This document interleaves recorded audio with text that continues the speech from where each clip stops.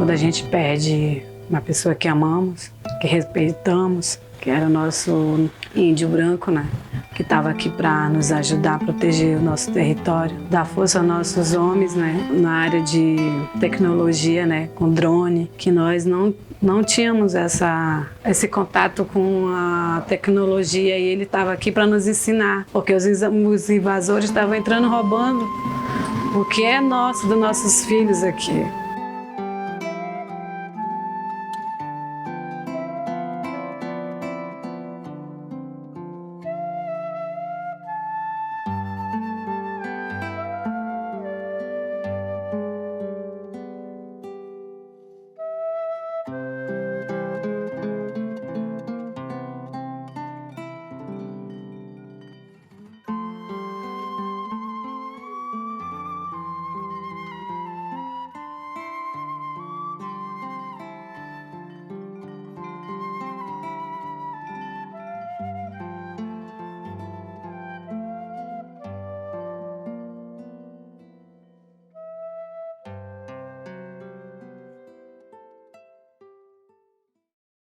Nós temos uma região onde tem muitos indígenas isolados e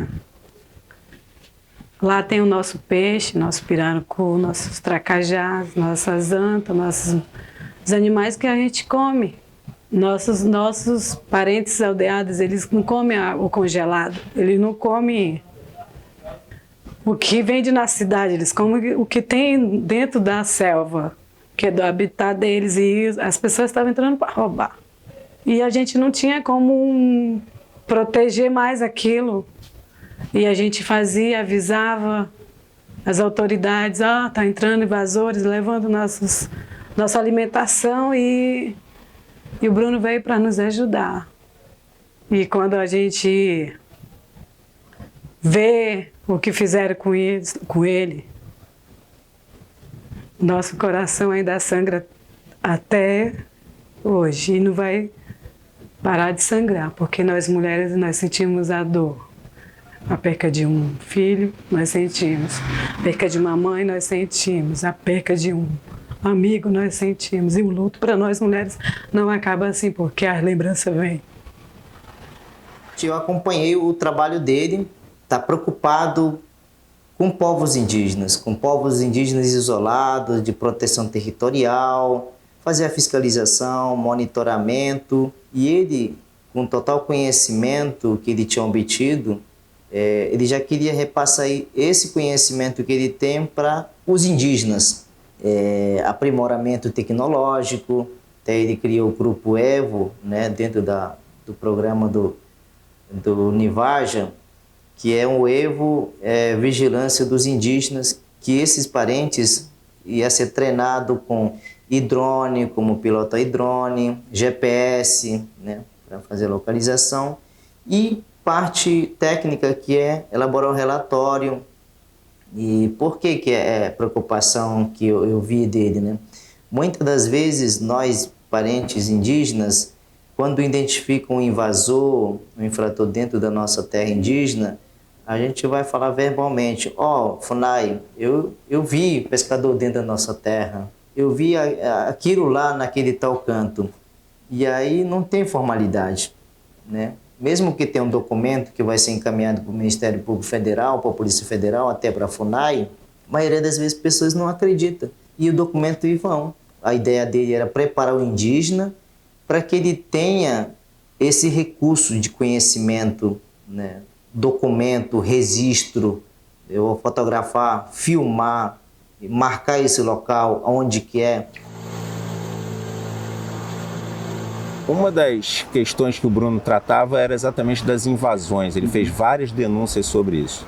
Após a morte dele, essas invasões continuam ou elas diminuíram? Nesse contexto que eu sempre falo, diminui. Diminui porque a ação da Força Nacional, a ação das instituições de segurança pública estão presentes neste momento. E com isso você acaba retardando a entrada destes criminosos dentro da terra indígena, nesse caso do Vale do Javari.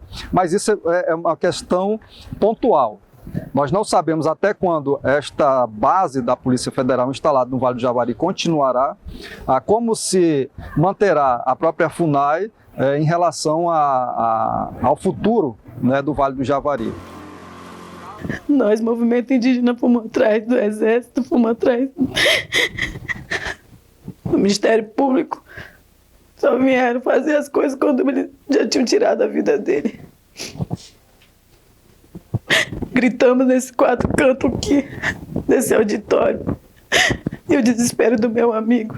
Acima disso, eu acredito que deverá haver uma ação de 3 governos para realmente resolver a questão das fronteiras do Brasil, no caso do Vale do Javari, o governo peruano, o governo colombiano e o governo brasileiro, para que possa realmente fazer alguma coisa, porque os beneficiários da invasão não são nem os brasileiros, mas sim a população colombiana e peruana que usa desses materiais retirados do Vale do Javari para benefício próprio. Porque nós indígenas, nossa parte é só fiscalização e monitoramento e vou para o indígena.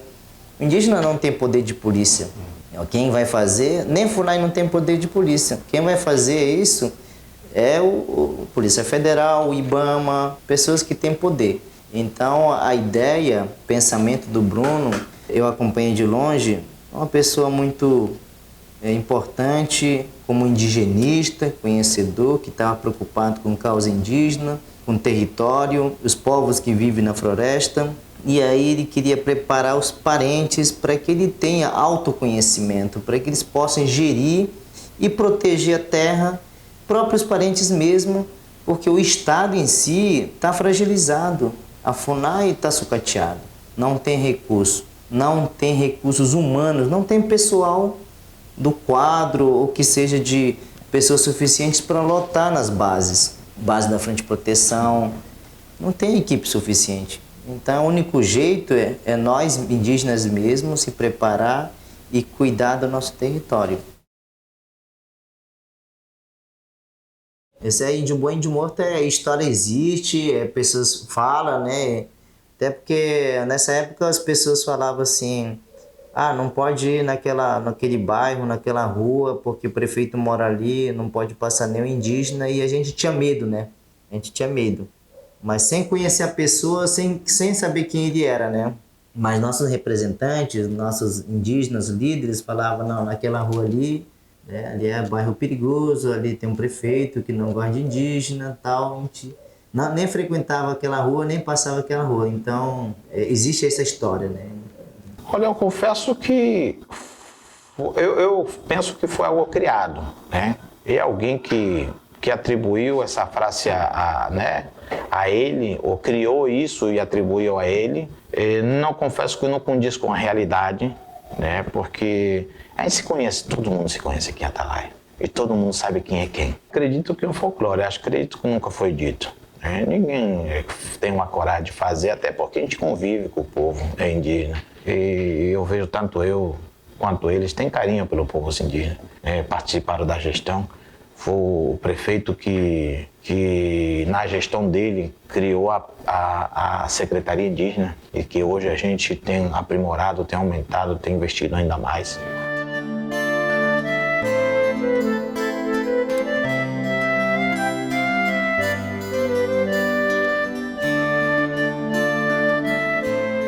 Olha, ficou meio difícil as coisas agora, né? Porque prejudicou todo mundo.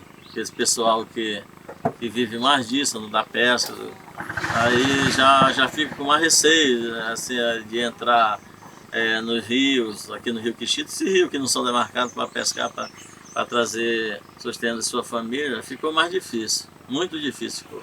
Tem alguém que tem a coragem de fazer uma coisa dessa para o ser humano e a gente não tem histórico. Atalaia não tem histórico de violência. For na delegacia, eu confesso que não tem esse histórico Atalaia. A Atalaia sofreu um linchamento público que surpreendeu, me assustou. Né? Colocaram a Atalaia que tinha coisas horríveis aqui, que todo mundo era traficante, que todo mundo era criminoso. que vivia da criminalidade. Isso é um impacto muito forte para um município que, com muitas dificuldades, consegue sobreviver para a gente poder atender e manter o nosso povo em pé. Aquilo ali foi uma coisa que mexeu com a vida do povo de Atalaia, um povo hospitaleiro, um povo humilde, um povo trabalhador, mas mexeu muito, né, com o psicológico. O senhor tinha informação dessa animosidade entre o Amarildo e o Bruno? Não, porque eu não tinha muito contato, entendeu? Eu não tinha muita amizade, não tinha muita proximidade com aquelas pessoas lá. Eu conhecia, como todo político, eu conheço seu povo. Senão, como tu se lança candidato para resolver os problemas sociais, para resolver os problemas do teu município? Eu tinha sim, eu afirmei, eu falei, eu conhecia.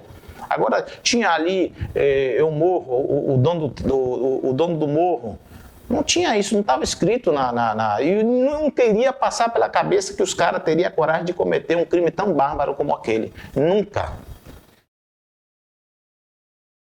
O Bruno se encaixa perfeitamente nessas figuras, né, que morreram em prol da defesa dos povos indígenas. Recentemente, da forma como foi, e o legado que deixa é que seus soldados, assim quero tratá-los, estão trabalhando, e esse legado foi apenas um ensinamento que foi repassado, que, como eu disse agora há pouco, está na mente, na alma e no coração dessas lideranças indígenas, que eu tenho a plena certeza que não vai recuar em nenhum momento, porque esse é o papel que o Bruno quis, a defesa plena da terra indígena do Vale do Javari e assim, consequentemente, aos povos isolados que ali vivem, no qual ele lutou muito para preservá-los.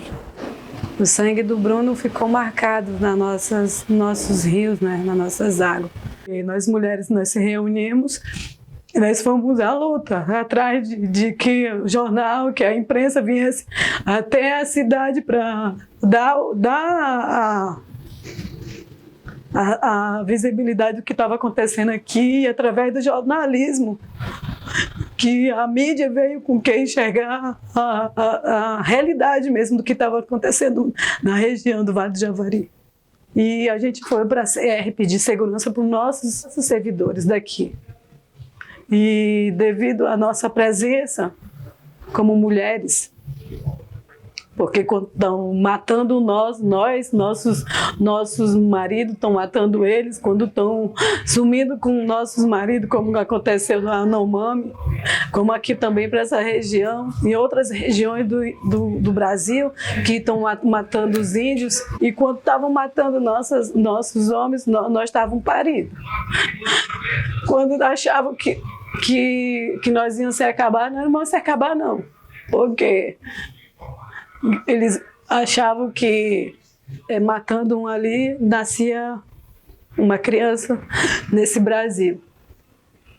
E nós não vamos se acabar, porque nós somos multiplicadoras, as mulheres. E a gente sente, até hoje sentimos a dor de quem já se foi, que expôs Naui e os indígenas lá fora. Os invasores apagaram um amigo, tiraram a vida de um amigo nosso, mas vieram muito Bruno ainda. Canavoa mandou muito Bruno para cá, para nos proteger, porque essa região está cheia de Brunos, querendo fazer a continuidade do trabalho dele.